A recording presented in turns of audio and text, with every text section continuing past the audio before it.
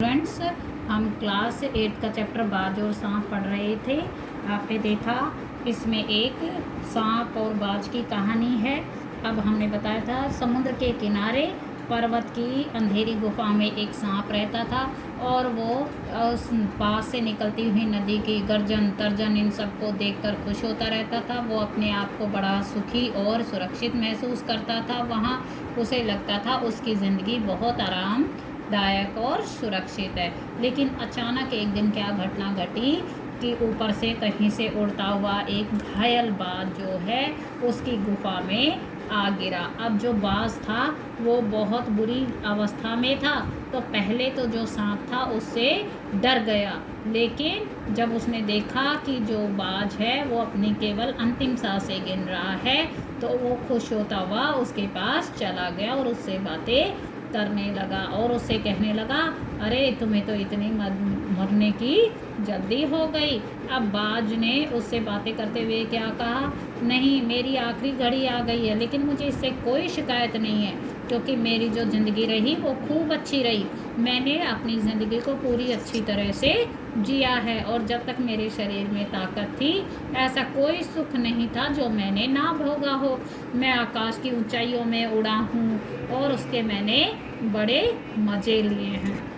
अब वो कहता है, लेकिन तुम्हारी किस्मत में तो आकाश के मज़े नहीं है। सांप कहता है, अरे मैं आकाश का क्या करूँगा, क्या उसमें मैं रेंग सकता हूँ? तो कहता है, जब मैं उसमें रेंग ही नहीं सकता तो मुझे उस आकाश का क्या, वो तो तुम्हें ही मुबारक हो। मुझे तो अपनी ये गुफा आरामदायक और सुरक्षित लगती है, यही बहुत अच्छी है। सांप उस बात की मूर्खता पे हंसने लगा और कहता, अरे उड़ने और रेंगने में कौन सा अंतर है, आखिर में सबकी किस्मत में मरना ही तो लिखा है। ये शरीर जो है मिट्टी का ही तो है, मिट्टी में ही तो मिलेगा।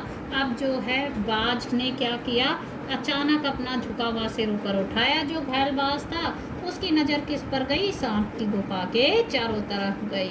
अब जो चट्टानों में से जो दरारें थीं उनने पानी गुफा में उसके में टपक रहा था। सांप की में सीलन से अंधेरे से उस डूबती गुफा में एक भयानक दुर्गंध फैल रखी थी। दुर्गंध यानी बदबू फैली हुई थी, मानो कोई चीज़ सालों से वहाँ पड़ी पड़ी सड़ गई हो, यानी खराब हो गई हो और उससे बदबू आ रही हो। बाज के मुंह से एक बड़ी जोर की करुणा की चीख फूट पड़ी। करुणा यानी दया की भावना की जोर से आवाज़ की। उसने कहा, काश मैं सिर्फ एक बार आकाश में उड़ पाता। वो अपनी दया भरी भावना से क्या कहना चाहता है कि काश मैं एक बार आकाश में अगर उड़ सकता। बाज की ऐसी करुणा चीख सुनकर सांप कुछ सिटपिटा सा गया। सिटपिटा सा मतलब घबरा सा गया। एक क्षण यानी समय के लिए उसके मन में भी उस आकाश के प्रति इच्छा पैदा हो गई। अब जब उसने बाज ने ऐसा कहा तो सांप थोड़ा सा उससे घबरा गया, और लेकिन उसने एक मिनट में अपने दिल में सोचा कि काश मैं भी जो है इस आकाश में उड़ पाता।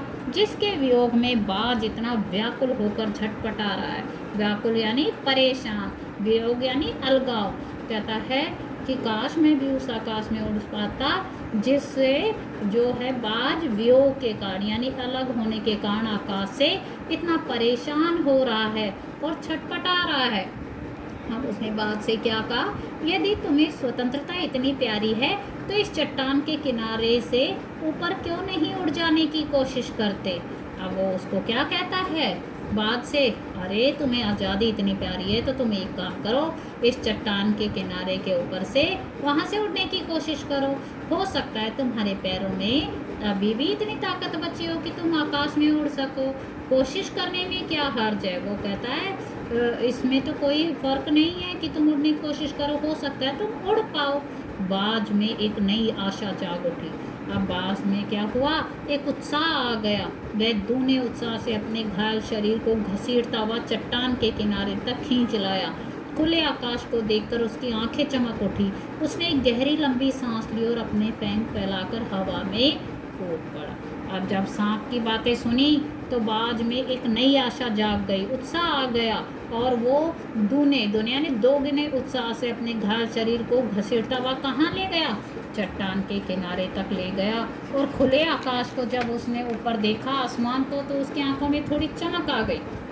उसने क्या किया, एक गहरी सांस ली और लंबी सांस ली और अपने पंख फैलाकर हवा में कूद ही पड़ा। किंतु उसके टूटे पंखों में इतनी शक्ति नहीं थी, यानी ताकत नहीं थी उसके पंखों में और उसके शरीर का बोझ वो संभाल सके। पत्थर सा उसका शरीर लुढ़कता हुआ नदी में जा गिरा। लुढ़कता हुआ मतलब फिसलता हुआ नदी में गिर गया। जो उसका शरीर था वो कहाँ जा गिरा? नदी में जा गिरा। एक लहर ने उठकर उसके पंखों पर जमे खून को धो दिया, उसके थंगे मांदे शरीर को सफ़ेद फेन से ढक दिया, फिर अपनी गोद में समेट कर उसे अपने साथ सागर की ओर ले गई। अब जब एक लहर आई तो उसके पंखों पे जो खून जमा हुआ था उसने उसको धो दिया और उसका जो शरीर थक गया था उसकी शरीर को सफ़ेद पेन मतलब झागों से ढक दिया और उसको इकट्ठा सा समेट कर अपने साथ वो किस तरफ ले गई? समुद्र की ओर ले चली। लहरें चट्टानों पर सिर धुनने लगी, मानो बाज की मृत्यु पर आंसू बहा रही हों। धीरे धीरे समुद्र के असीम विस्तार में बाज आंखों से ओझल हो गया। सिर धुनना एक मुहावरा है, शोक मनाना। जैसे मानो लहरें जो है चट्टानों से बार बार टकरा रही थी, तो ऐसा लग रहा था जैसे वो बाज की मौत पर आंसू बहा रही हैं और शोक मना रही हैं। धीरे धीरे क्या हुआ? समुद्र का खुला विस्तार असीम फैला हुआ बाज की आंखों से ओझल हो गया, धुंधला पड़ गया।